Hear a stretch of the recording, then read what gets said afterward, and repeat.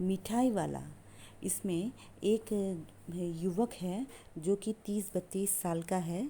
वो गलियों में आवाज़ें लगाते हुए बोल रहा है, बच्चों को बहलाने वाला, खिलौने वाला। उसकी आवाज़ इतनी मधुर है कि सभी लोग उसकी ओर खींचे चले आते हैं और उसकी मधुर आवाज़ सुनने के लिए अस्थिर हो उठते हैं। अब अस्थिर मतलब बेचैन हो उठते हैं। जो छोटे छोटे बच्चे हैं वो गलियों में खेल रहे होते हैं, बगीचों में खेल रहे होते हैं। जब वे उसकी आवाज़ें सुनते हैं वह दौड़ दौड़ कर उसके पास आते हैं और उसे घेर लेते हैं। और जो खिलौने वाला है वहीं बैठ जाता है और अपनी पेटी खोल देता है। और बच्चे खिलौने देखकर बहुत ही खुश होते हैं। वे घर से पैसे लाते हैं और दाम पूछते हैं, इसका दाम कितना है, उसका दाम कितना है, और अपनी नन्ही नन्ही उंगलियों से वो उसको पैसे देते हैं। और फिर बच्चे उछलने और कूदने लगते हैं। तब खिलौने वाला फिर से वहाँ से जाता है और बच्चों को बहलाने वाला, खिलौने वाला बोल बोल कर गलियों में घूमता है।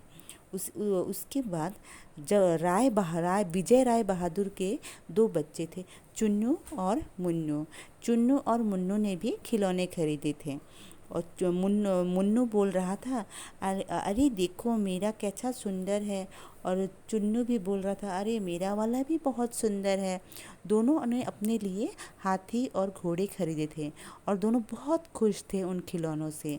तभी उनकी जो माँ थी रोहिणी, वह उन दोनों को खेलते हुए निहारती रहती है, देखती रहती है। रोहिणी फिर सोचती है कि मुन्नू से बोलती है रोहिणी, अरे ये खिलौना तुमने कितने में लिया? तो वो बोलते हैं 2 पैसे में लिया। तो वो सोच में पड़ जाती है कि भला इतने सस्ते में भी कोई खिलौना देता है। फिर वो उसे थोड़ी देर सोचने के बाद वो अपने दूसरे काम करने लगती है। फिर 6 महीने के बाद नगर भर में 2-4 दिनों से समाचार फैलता है कि कोई मुरली वाला आया है। वो इतनी सुंदर मुरली बजाता है कि वो मुरली बजाने में उस्ताद है। और वो मुरली बजा बजा कर, गाना सुना सुना कर मुरली बेचता है। और वो एक मुरली 2-2 पैसे में बेचता है।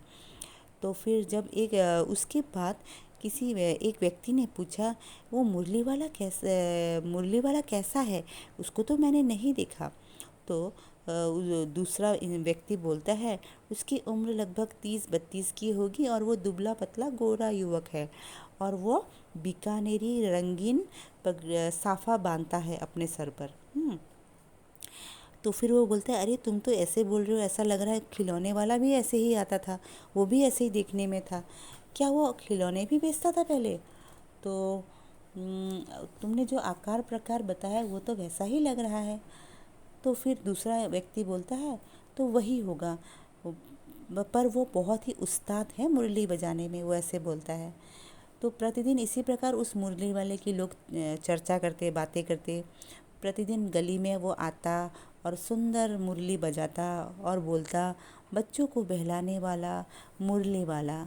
तो एक दिन रोहिणी ने भी यह स्वर सुना, तो उस तुरंत ही उसे खिलौने वाले का स्मरण हो गया, याद आ गया। वो सोचने लगी, खिलौने वाला भी तो इसी तरह गा गा कर खिलौने बेचता था। तो रोहिणी अपने पति विजय बाबू के पास जाती है और बोलती है कि मुरली वाले को बुलाओ, मैं चुन्नू और मुन्नू के लिए मुरलियाँ खरीद लूँगी। क्योंकि अभी चुन्नू और मुन्नू तो घर पर नहीं है, वो लोग पार्क में खेलने निकल गए हैं, तो मैं उनके लिए घर में ही रख लूँगी। तो विजय बाबू तब समाचार पत्र पढ़ रहे थे।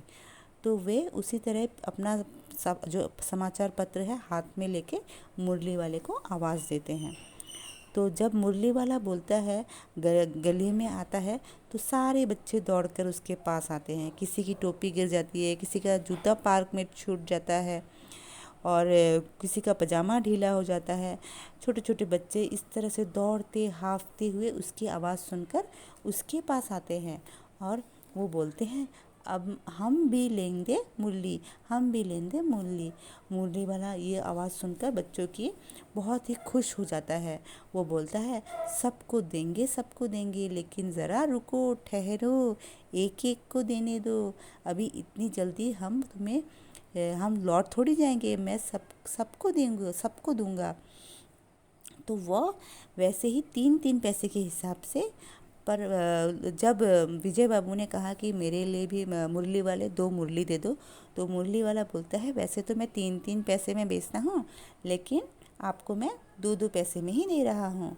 तो विजय बाबू अब मन में फिर सोचते हैं कि ये जो जो दुकानदार होते हैं, मतलब ग्राहक को जो सामान बेचते हैं, वो लोग तो हमेशा यही बोलते हैं कि आपको मैं कम में दे रहा हूँ, भला वो हमें कम में क्यों देंगे।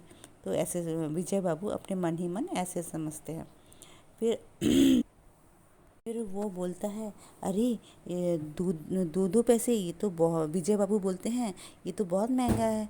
तो बोलता है कि आपको कहीं भी 2 पैसे में मुरली नहीं बनाएगी, ये तो मैंने 1,000 मुरलियाँ एक साथ बनाने के कारण मैं 2-2 पैसे में बेच पा रहा हूँ। तो विजय बाबू बोलते हैं मेरे पास ज़्यादा वक्त नहीं है, मुझे 2 मुरलियाँ दे दो। विजय बाबू मुरलियाँ लेके वापस अपने मकान के भीतर आ जाते हैं। मुरली वाला देर तक उन बच्चों को झुंड में मुरलियाँ बेचता रहता है। वो उसके पास तरह तरह के रंग की मुरलियाँ थी। वो बच्चों से उनके पसंद की मुरलियाँ पूछ पूछ कर उनको दे रहा था। तो किसी को नारंगी, किसी को हरा, इस तरह से जो बच्चों कोई अगर बच्चा अगर पैसा नहीं ला रहा है, नहीं लेके उनके घर वाले अगर पैसे नहीं दे रहे हैं, तो वो उनसे बोलता कि जाओ अम्मा से अच्छे से पैसे मांगो, वो इस बार तुम्हें पैसा दे देगी। और इस तरह से बच्चों से बहुत ही प्यार से बातें करता है। ये सब तुम इसी तरह मुरली वाला अपनी मुरलियाँ उन बच्चों को बड़े ही प्यार से बेचता। आज जब मुरली वाला बच्चों से इस तरह से बातें कर रहा था, तो रोहिणी बैठी हुई मुरली वाले की सब बातें सुन रही थी। आज भी उसका वो सोच रही थी कि वो बच्चों से इतने प्यार से बातें करता है और इतने कम दाम में चीज़ें अपनी इतने कम दाम में बेचता है। वो इतने मतलब बच्चों को इतना प्यार करता है, और वो मारा मारा इधर उधर घूमता है, फिरता है। वो सोच रही थी वो अपने पेट को भरने के लिए लोगों को कितना कष्ट करना पड़ता है। वो ये सोच रही थी उसी समय मुरली वाला दूसरी गली के निकट में चला जाता है, और उसकी दूसरी गली से उसकी हल्की आवाज़ आती है, बच्चों को बहलाने वाला मुरलिया वाला। रोहिणी मन ही मन सोचती है कि इसकी आवाज़ में इतनी मिठास है, वो बच्चों को कितने स्नेह भरी आवाज़ में बच्चों से कितनी स्नेह भरी आवाज़ में बात करता है।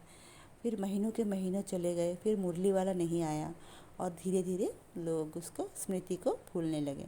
फिर 8 महीने के बाद सर्दी का मौसम था, जब रोहिणी स्नान करके छत के ऊपर अपने बाल सुखा रही थी, तो उसे तभी गली से आवाज़ सुनाई पड़ती है, बच्चों को बहलाने वाला, मिठाई वाला। वो सोचती है, अरे ये तो आवाज़ परिचित लगती है। वो जल्दी से नीचे आ जाती है, और उसके जो पति थे उस समय वो घर में नहीं थे, और उनकी दादी थी। तो वो दादी से बोलती है कि चुन्नू मुन्नू के लिए मुझे मिठाई लेनी है, आप भी चलिए ज़रा, आप चल के उससे बात कीजिए। तो दादी जाकर मिठाई वाले को बुलाती है। मिठाई वाला आता है, और वो बोलता है कितनी मिठाई दूँ माँ, और बोलता है कि मैं नए तरह की मिठाई लाया हूँ, रंग बिरंगी लाया हूँ, कुछ कुछ खट्टी मिठाई लाया हूँ, कुछ कुछ मीठी लाया हूँ, जायकेदार मिठाई लाया हूँ, बड़ी देर तक मुंह में रहने वाली मिठाई लाया हूँ, और बच्चे इसे बहुत चाव से खाते हैं, चूसते हैं, और ये मिठाई से खांसी भी दूर होती है। चपटी है, गोल है, आप 1 पैसे की 16 देता हूँ। तो दादी बोलती है कि तुम 1 पैसे के 25 दे दो। तो मिठाई वाला बोलता है, नहीं नहीं, मैं तो ठीक दाम में ही बेचता हूँ, मैं इससे तो अधिक नहीं दे पाऊँगा। तो दादी बोलती है, तो रोहिणी अंदर से बोलती है कि हाँ दादी, ये तो बहुत सस्ता दे रहा है, 4 पैसे की ले लो आप। तो मिठाई वाला मिठाई गिनने लगता है, तो वो 4 पैसे की देता है। तो दादी बोलती है, अच्छा तो 25 नहीं तो 20 ही दे दो। वो ऐसे बोलती है, कहते हुए दादी थोड़ा सा मुस्कुराती है। तो उसके बाद रोहिणी दादी से बोलती है कि दादी जी, आप इनसे पूछिए तो क्या ये इस शहर में पहली बार आए हैं कि इससे पहले भी आ चुके हैं। कि वो बोलती है, तुम तो इस यहाँ के निवासी नहीं लगते हो। तो ये बात मिठाई वाला सुन लेता है और वह दादी के बोलने से पहले ही जवाब देता है कि पहले यही मिठाई वो जब रोहिणी की बात सुनता है तो इससे ही पहले वो रोहिणी की बात सुन के वो बोल देता है कि पहले मैं खिलौने लेकर आया था। और तो बोलते हैं वो बोलती है कि अरे तुम ये सब व्यवसाय करते हो, ये तुम्हें भला क्या मिलता होगा?